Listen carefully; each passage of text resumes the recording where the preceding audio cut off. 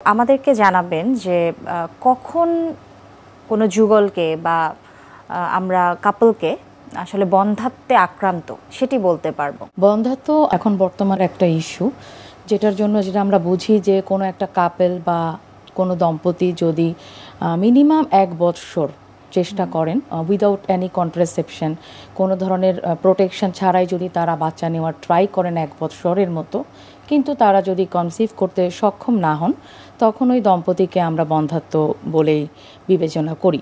বন্ধ্যাত্ব 2 রকমের হতে পারে, যেমন প্রাইমারি ইনফার্টিলিটি এবং সেকেন্ডারি ইনফার্টিলিটি। প্রাইমারি ইনফার্টিলিটির পেশেন্ট যারা, তারা হচ্ছে কখনোই জীবনে কনসিভ করে নাই, এই ধরনের পেশেন্টদেরকে আমরা আসলে রিকগনাইজ করি।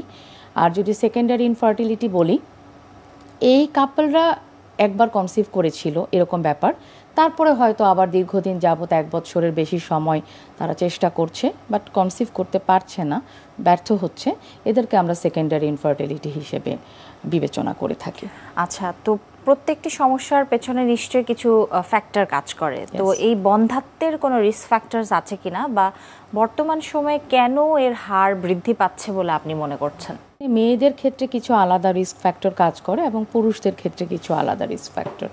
মহিলাদের ক্ষেত্রে আমরা যেটা বলি সবার আগে হচ্ছে বয়সটা এখানে খুব ইম্পর্টেন্ট। আমরা সাধারণত বলি যে 30-এর নিচে যদি হয়, ওই মহিলাদের গর্ভধারণ করার চান্সটা অনেক বেশি থাকে। 30-এর ঊর্ধ্বে চলে গেলে বা 35+ চলে গেলে তখন তাদের ডিম্বাণুর পরিমাণটা কমে যেতে থাকে, রিজার্ভ কমে যেতে থাকে।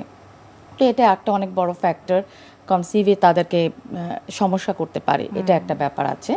এছাড়াও মহিলাদের ক্ষেত্রে আমরা আরও যদি কিছু ফ্যাক্টর এখানে বিবেচনা করি, যেমন এখানে আমরা প্রথমে তো হচ্ছে অভুলেশনটা দেখি। অনেকের দেখা যায় পলিসিস্টিক ওভারিয়ান সিনড্রোম থাকতে পারে, সেজন্য অভুলেশন ঠিকমতো হয় না।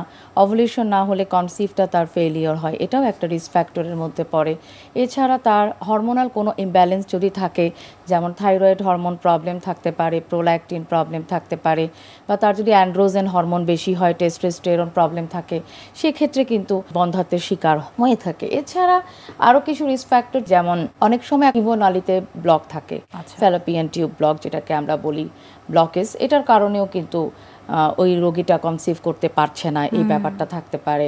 এছাড়া যদি বলি আরও ডিটেলস, যেমন এখন লাইফস্টাইল মডিফিকেশনটা আমি খুব ইম্পর্টেন্ট বলি, কারণ এখন অনেকেই ওবেসিটি বা দেখা যাচ্ছে খাবারের যে একটা নিয়ন্ত্রণ, এই জায়গাটা থেকে দূরে সরে আসার কারণে, বা দেখা যাচ্ছে যে জাঙ্ক ফুড খাচ্ছে মহিলারা, যে যার কারণে তাদের এই যে প্রজনন ক্ষমতা যে একটা বিপত্তি বা বাধা আছে, এটার কারণে আসলে কনসিভ করতে একটু ফেলিওর হচ্ছে এখন।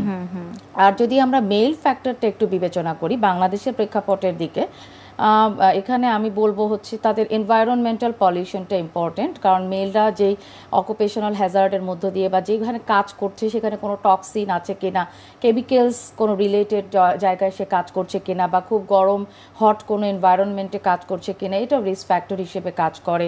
এছাড়া খাদ্যদ্রব্যের প্রবলেম আছে, এটার সাথে রিলেটেড থাকবে।